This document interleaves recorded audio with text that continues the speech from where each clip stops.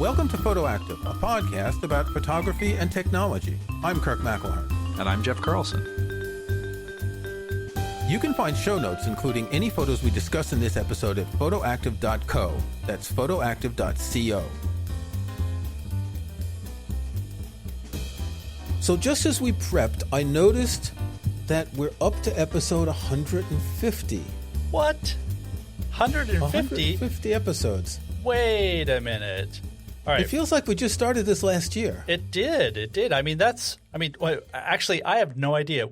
We're like 4 years in, 3 years in.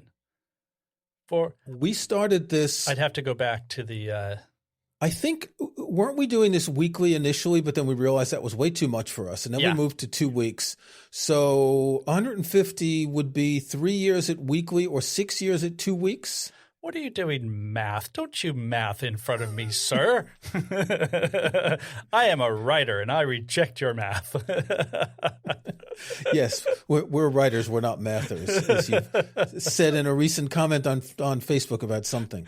Yeah, exactly. But yes, 150, it's been a long time, and I don't even realize that. But there's also some spooky numerology going on there, isn't there? Yes, because today we're going to talk about some minor products that came out. The iPhone 15, the iPhone 15, and the iPhone 15 Pro. That's how we should say it from now on. The iPhone 15 Pro. The 15. You know, I just scrolled down on our photoactive.co webpage, and it looks like we started in 2018, so it's a little bit more than 5 years. May 29th, 2018 was the first episode release. That doesn't seem real. I believe you, but it doesn't seem real. We had that weird period of COVID that kind of skewed our appreciation of time, right? That continues to skew my appreciation of time for sure. Yeah. So what about this new telephone? Does it have a dial? Does it have a ringer? I'm sure. Does it have one of those handsets connected to the thing with the dial? I'm sure you could get all of those things from Amazon. Absolutely. Well, okay. So I think also given our tradition and the timing of when these things come out, we should probably mention we're recording this the week that the iPhones come out. So pre-orders have already happened. We have not actually touched or used these devices at all. I've seen pictures of it. I've also seen pictures of it, and I've actually written quite a lot about it based on specs, some articles for DP Review that we'll link in the show notes. But it's important to point out that even though we have not actually had hands-on experience with these, we are podcasters, and that doesn't matter. We can opine and talk about it as much as we want. Well, but also we have – I don't know about you. I've got 2 decades of experience writing about technology. You have a similar amount. Yeah. So we know how to read the specs and to understand from Apple's presentation what these sort of things mean. Like, for example, the iPhone 15 vanilla, no modifier, is pretty much the same as the iPhone 14 Pro, at least as far as the camera is concerned. And we're really only going to talk about the cameras on this episode.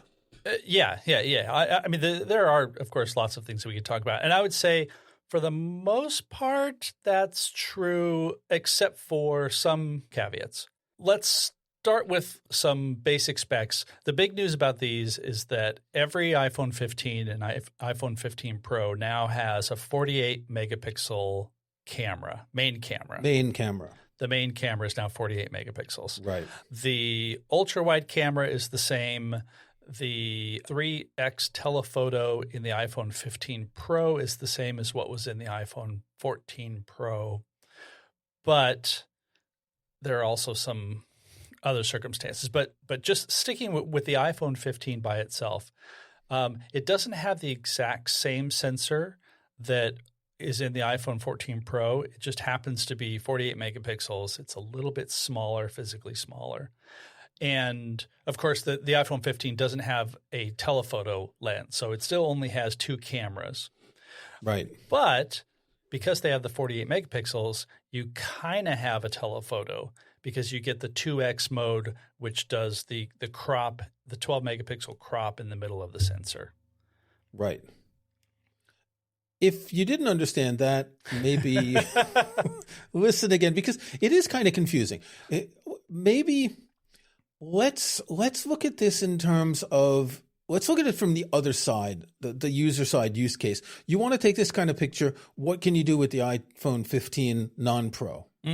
Right. Like what kind of picture? Just any kind of picture? Any kind of picture. What kind of picture? You want to do portraits? You can do portraits. You get portrait mode. There's even a new portrait mode. You want to do wide angle? You can do wide angle. You want to do macro? You still can't do that on the non-Pro model. That's only on the Pro model. That's correct, even though they both have the same ultra-wide camera, which is, slightly weird, but they have to differentiate the models, right? Right. There has to be a reason to spend more for the Pro. Yeah. So I think one of the big factors here is that we can't help but compare with the iPhone 14 Pro because a lot of the hardware is the same. But with the 14 Pro, if you wanted to shoot in 48 megapixels, you had to shoot in RAW. So you were either getting a 12 megapixel pixel binned image that basically lots of processing going on, or you would say, no, I want all the resolution. Give me a 48 megapixel. But what you had to do was you had to shoot that in RAW. Now, with the iPhone 15 and the iPhone 15 Pro, what's nice is you don't have to do RAW. In fact, the iPhone 15 will not shoot in RAW because that's a Pro feature. So what you end up with is if you choose the I think they're calling it the 48 MP, the RAW Max. JPEG Max, HEIF Max, I think they're calling it. There's like a HEIF or HEIF. I've heard it both ways. HEIF Max, which is your 48 megapixels, or JPEG Max. We'll get to that in a second. But what you're doing is you're getting a full resolution image that is not RAW. So it's processed using all of the Fusion and Photonic Engine and all that kind of stuff. But Photonic Engine, what is this, Star Wars? I love the term Photonic Engine. I feel really dumb typing it when I'm writing about this. I was like, well, the Photonic Engine enables the blah blah blah blah blah. I mean, come on, Apple's marketing every once in a while. They just know how to make it both great and ridiculous at the same time. What this means is, I'll just complete my thought, is that you can get a 48 megapixel image, super high resolution, and it will only take up about 5 megabytes of storage in your phone versus about 75 megabytes for the 48 megapixel RAW image. Okay, I'm going to have to disagree with that because I'm looking on my iPhone 14 Pro. A JPEG at 48 megapixels would be 10 megabytes. The 12 megapixel Pro RAW would be 25 megabytes. And the 48 megapixel Pro RAW, 75 megabytes. Now, if I go over to compatibility, HEIF, you're right. See, you're talking in HEIF and I'm talking in JPEG. So the HEIF is only 5 megabytes. The Pro RAW is 25 at 12 megapixels and 75 at 48 megapixels. I'm surprised that it's half the size because we were talking about this before we started recording, and I read that HEIF is about 20% smaller than JPEG. Half is a very big difference. Maybe when you're going up to that many megapixels, they can save more. And I want to do an episode with someone who knows to explain to me why I should use HEIF instead of JPEG. Yeah. I see HEIF, I see smaller files, less quality, so I keep mine on JPEG, even though I shoot in RAW most of the time. Okay. The quality issue is the open question. I shoot in HEIF and don't really see anything, but also I'm not comparing. And just to back up, the way that you can choose these different modes, it's the HEIF is the default. And if you are in settings, camera formats, there's a camera capture setting called either high efficiency, which is HEIF, or most compatible, which switches it to JPEG. And one thing you noted earlier, most people have just been talking about how you can get 48 megapixel HEIFs out of these new cameras and not mentioning JPEG. And I think that's kind of a marketing sleight of hand because that's the default. But even reviewers are saying this. Reviewers aren't smart. Well, come on. We'll put a link in the show notes. I watched Chris and Jordan's review for Petapixel. Yeah. And Chris, who has never used an iPhone before, Chris Nichols said that it was you could get up to 48 megapixel HEIF. He didn't mention JPEG. Shame on him. I mean, I think it's because only people who are having a concern like you are about the image quality or want the most compatibility are taking that extra step to switch to JPEG.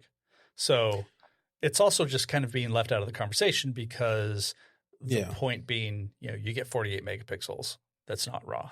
It would be interesting to compare a 48 megapixel HEIF and JPEG to a 12 megapixel Pro RAW.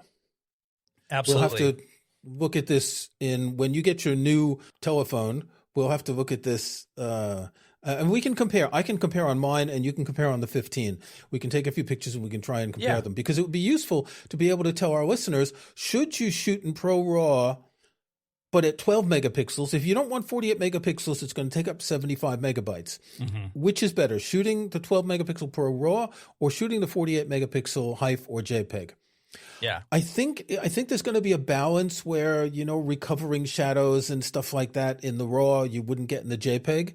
You'll get more detail in the JPEG, but we'll save that for another episode because you don't have your new telephone yet. I think it'll be interesting because it's not just is this one format or another.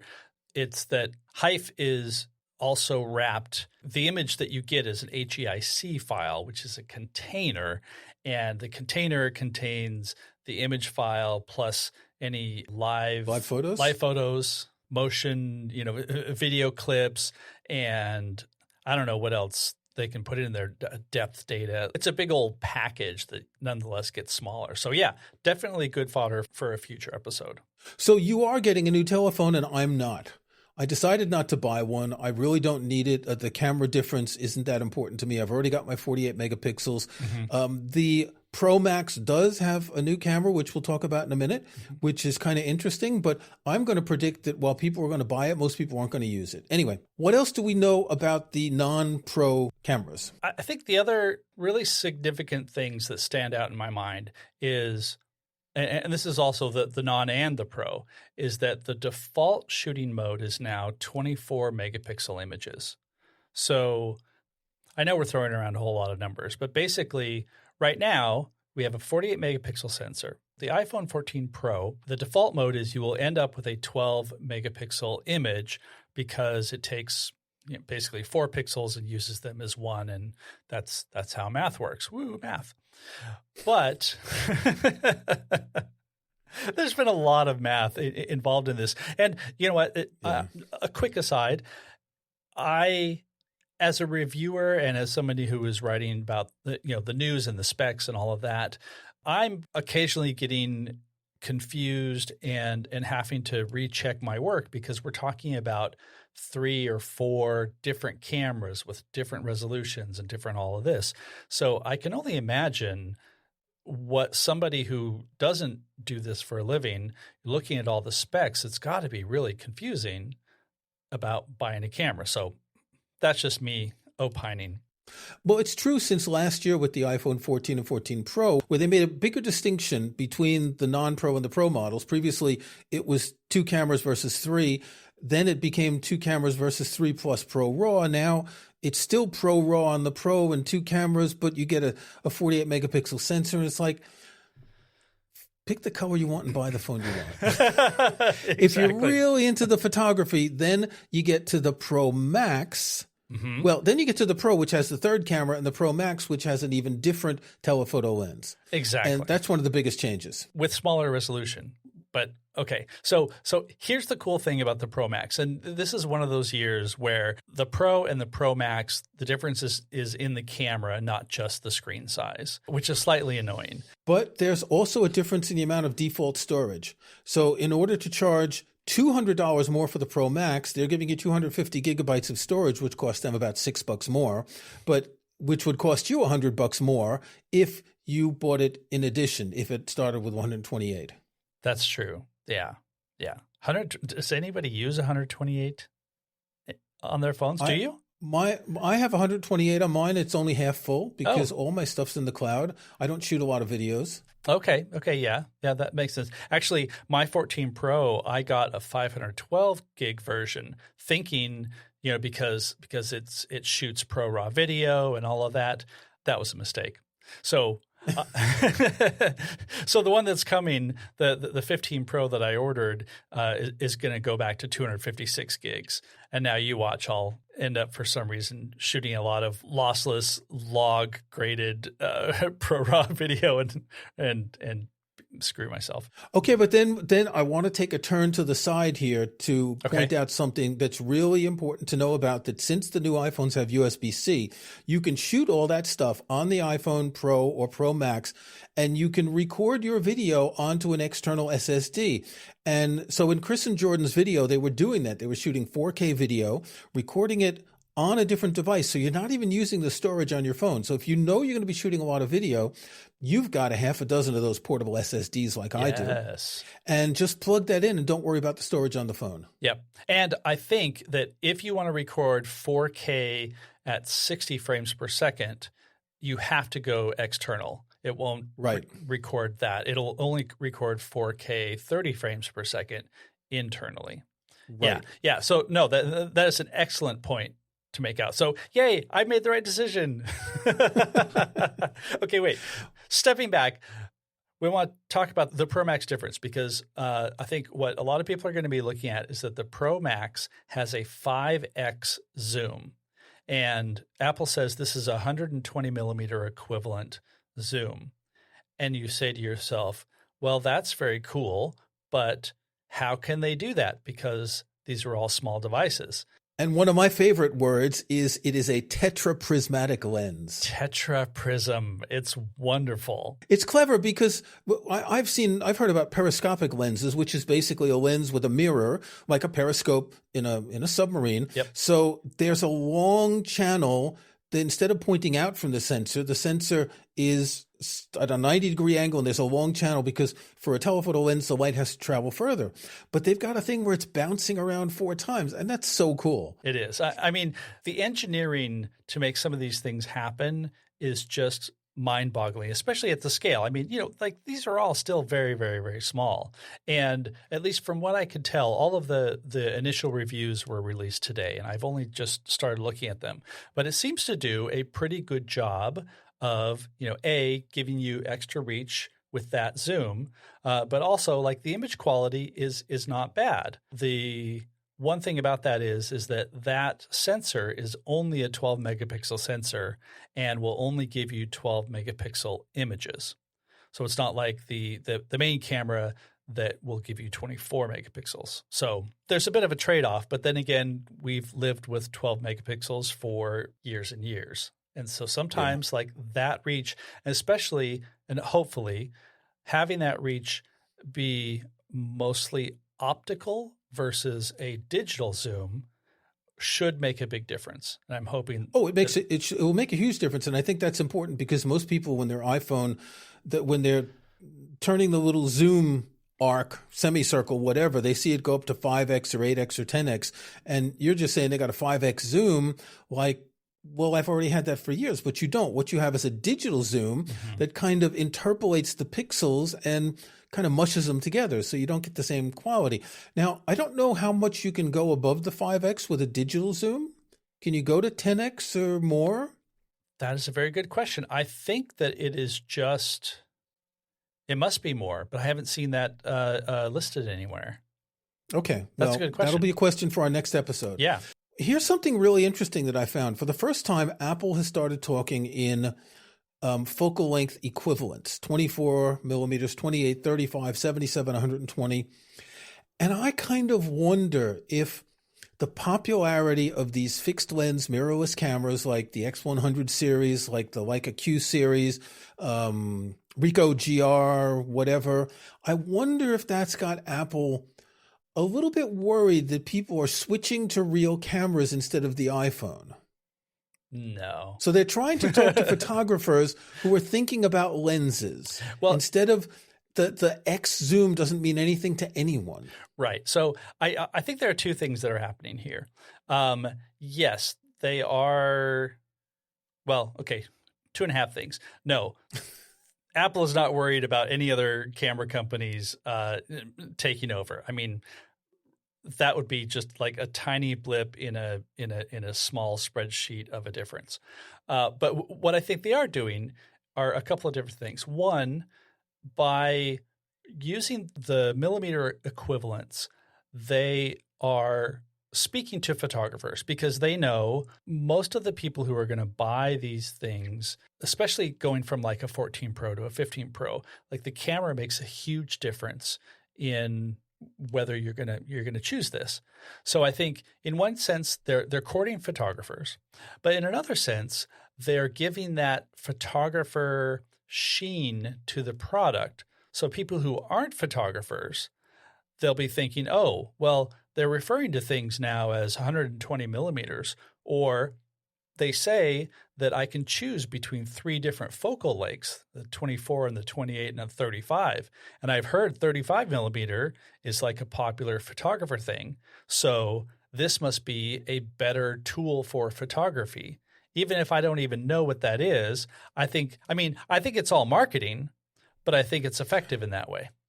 I think the majority of people have no idea what any of that means. The only thing that they would notice is 35 millimeter. Oh, I've heard of 35 millimeter film, right? Yep. But other than that, saying 77 or 120 millimeters or 24, most people don't know what that is. But they don't have to. That's the key. You're saying it's a subtle sort of a brain virus thing that Yes. kind of transfers the feeling that they're getting a better telephone when they buy it because of the lens being in millimeters. It's the photographer mind virus. That's what it is. I mean, it sounds more professional. Yes. Because you're right. Like saying 5x zoom doesn't really mean anything. It doesn't mean anything to photographers. It doesn't really mean anything to individual users. It's just, I know that this is going to be more than 3x. This is going to be more than my 1x camera. But as I said earlier, you've already been able to get that 5x zoom on your iPhone. So if you don't understand how it's different, you might not think it's different. And I don't think adding millimeter equivalent focal lengths is going to change that. I think Apple, they kind of box themselves into a corner. I mean, I guess all Android cameras do this as well with zooms as 1x, 2x, 5x, 10x, digital zoom, etc. But now they're trying to say the same 5x is better than the other 5x, and they're not really explaining it for people who wouldn't know anything about photography and lenses. Yeah, but I don't think they really need to, because for those people, they just know that they're going to get more zoom. So I think another part of this too is this highlights the 3 focal length field of view settings that they have for the main camera, where Apple is sort of disingenuously saying it's like having 7 cameras on this one, which is lame and dumb and marketing and whatever. But what it means is that with the main camera, you can choose a preferred field of view. So again, 24, 28, or 35. And for a lot of photographers, like that 35 millimeter view. They think that the 24 millimeter that's the default for the main camera is just a little bit too wide. Well, let's give you something that's better. Okay, we need to talk about that because they're saying that you can choose your default main camera lens. But when we talk about the main camera as being the one with 48 megapixels, it doesn't mean that you're choosing the 35 millimeter to be the main camera with 48 megapixels. You're choosing the one that defaults when you open the camera app, which may be 12 megapixels or it may be 48 megapixels, right? No, actually, let's say that I prefer shooting at a 35 millimeter focal length. But every time I open my camera app, I'm at 24 millimeters. So maybe I have to zoom in or whatever. But I would prefer to have the 35 millimeter. So you can say, all right, I want the 35 to be my default. Right, that's what I said. But it's not changing the sensor on the main camera, what we call the main camera, the 1X camera. It's not changing that. It's not changing that. It's basically cropping into that. You're still getting a 24 megapixel image because it's doing the interpolation. Okay. Basically, what's happening to make this 24 megapixels is it's taking a whole bunch of shots at 12 megapixels where it does all of its fusion and its photonic engine technology for, noise reduction and people recognition, blah, blah, blah, blah. And then it squashes that all together. And then it takes a 48 megapixel image of the same scene. Of course, this is all happening in milliseconds, and then uses that to basically upscale the 12 megapixel version and provide detail. So when you're shooting at that 35 millimeter, you're getting a crop of your big sensor, but also all of the processing is happening, and you end up with a 24 megapixel image. There's a lot of computational photography going on here at every stage. Okay, so I just sent you an image from Apple's website where they say, what's your main millimeters? And they're showing 3 images, and they're claiming that they're 24 millimeters, 28, and 35. I'm sorry, the difference between 24, 28, and 35 is not as pronounced as that. What they're showing here is more like the difference between 24 and 70 or 80 with the close-up on the right. I would say that if the one on the left is 24, the one in the middle would be 50, and the one on the right would be 70 or 80.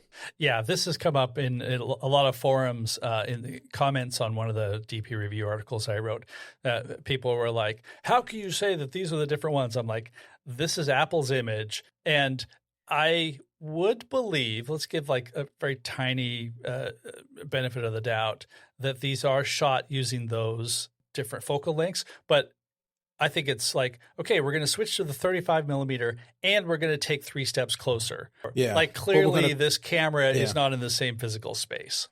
Because they're not the same photo. The model is looking in different directions. The lighting's different, et cetera. Another thing is these are not 24, 28, and 35 millimeters. These are crops to simulate that field of view. Yes. And that's another thing. Yeah. This is getting complicated, isn't it? Right. Exactly. So, I mean, I think there's a whole lot of Apple spin going on here. I know it's hard to believe Apple would spin things like this. And I think, I mean, ultimately it's because there's not a whole lot that's new. Tetraprismatic lens, that's pretty new. Tetraprismatic lens is very new, and that is very cool, but it's also only on the Pro Max. And so to have features that appeal to everyone, this to me feels like the what was the thing last year? Photographic styles that I've looked at once or twice and then totally forgotten about. This seems like we are making a change because they can, and I think the technology is still very interesting, and some people will get some things out of it, but it's not real groundbreaking. It just sort of seems like, hey, your Leica now has a leather case instead of a bear case or something. I mean, that's actually not very fair. But this was a pretty weak year in terms of new features, and that's why they spent 20 minutes talking about the environment, because they wanted to fill time. Yeah. The Apple Watch has 2 tiny new features. The tetraprismatic lens, that's a big deal. If you do use a telephoto, my guess is most people won't use it for very much, because most people do take photos close up when they're with friends, things like that. If you're on vacation and you're doing a landscape, you might want to use it. But I don't think it's going to be the preferred camera for a lot of people. But there aren't a lot of new features.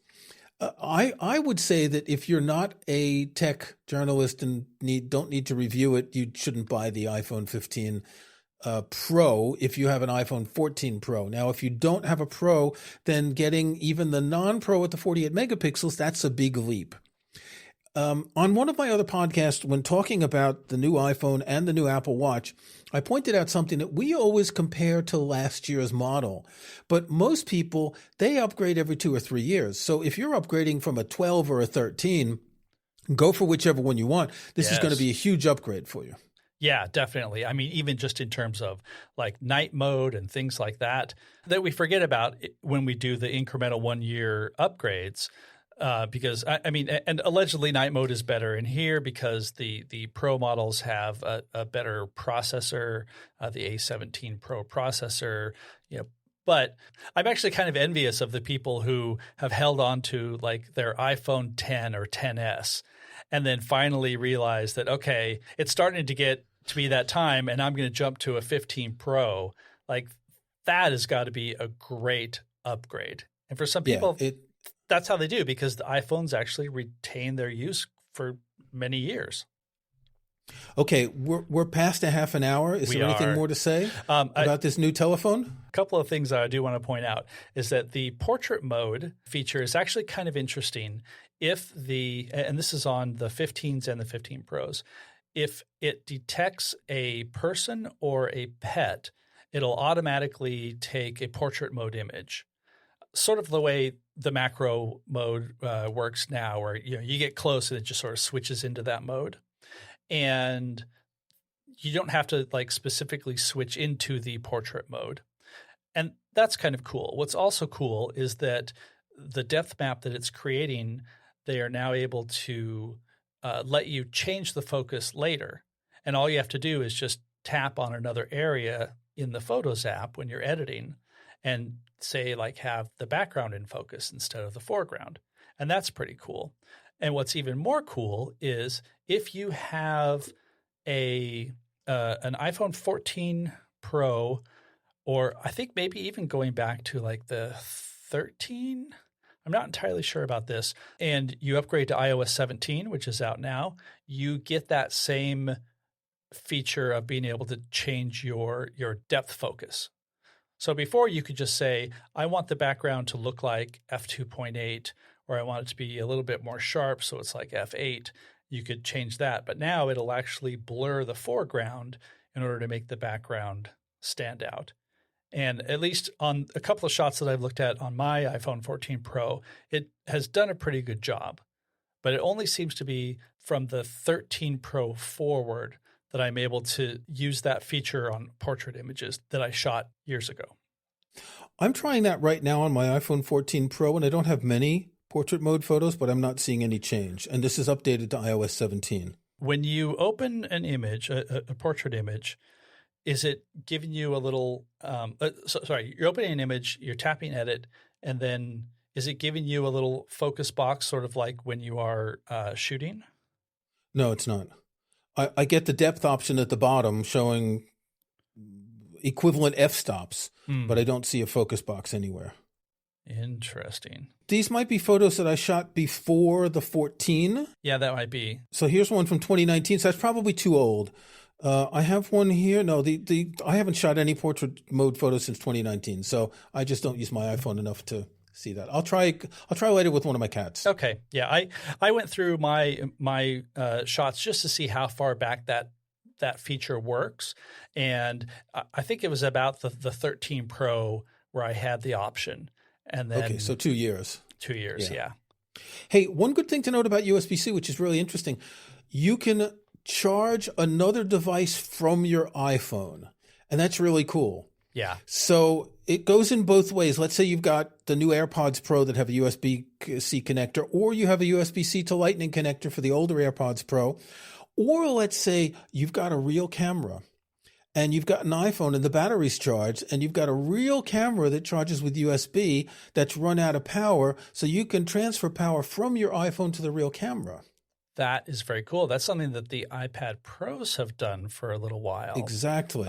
Yeah. So Apple has only mentioned doing the AirPods Pro and the Apple Watch. And you can go to anything because you can go to anything. Okay. This is a standard USB-C cable. It's no kind of made for iPhone cable. Okay. It's not got to be licensed or anything. So you do need to make sure you get the right cable. Didn't someone write an article about getting the right USB-C cable? Glenn Fleischman has written extensively about USB cables. Right. Yeah. We'll link to that in the show notes, because that also brings up one last point with the USB-C is that even though they all have USB-C, the iPhone 15 and the iPhone 15 Plus only have USB 2 speeds. And that's the one from last century. The last century, really. So it's like 480 megabits per second, I think. The Pros can do USB 3.2 Gen 2 speeds. 10 gigabits per second. Up to 10 gigabits per second. Up to 10 gigabits per second. But you have to get a separate cable that's rated for that data transfer. The one in the box is really just for charging or USB 2 transfer speeds. So one of the best things you can do is buy a Thunderbolt cable, because USB-C is a minefield. You can buy a Thunderbolt cable. I forget which third party makes it that's half the price of Apple's? OWC. OWC, yes. They make a very good Thunderbolt cable. I think Apple's is like $40. The OWC is $20. You'll be able to use that to transfer data to and from a Mac, iPhone, a recent iPad, etc., at those higher speeds. Which is really great if you're shooting video and you have huge files. Okay. Anything else? Probably, but okay. We don't want to go too long because in our next episode we will have the hands-on discussion of the camera. So we're not going to do snapshots this time, but we will next time when we come back, when Jeff has a new telephone in his hands. Exactly. Until next time, Jeff. I hope you enjoy your new telephone that you're going to get in 3 days. Thank you. I'm going to turn this around slightly. Go to our Facebook group. Go to the PhotoActive Facebook group and give us a snapshot. I would love to hear what listeners would like to recommend as snapshots, because we're always, recommending things to you. Tell us something that we don't know about. Oh, and one more thing. In episode 149, we offered to give away a free year's membership to the photo service Glass. We're happy to announce that listener Charles P. was randomly chosen from our list of PhotoActive newsletter subscribers. We only use the newsletter to announce when new episodes are posted and for giveaways like this. So if you're not yet subscribed, go to photoactive.co and sign up. Thanks for listening to PhotoActive. You can find show notes, including any photos we discuss in this episode, at photoactive.co. That's photoactive.co. We couldn't afford the M. You can join our Facebook group at facebook.com/groups/photoactivecast. That's photoactivecast in one word. You can subscribe to PhotoActive in your favorite podcast app or on Apple Podcasts. See the links on our website. And think about leaving us a rating or review in iTunes or in your podcast app.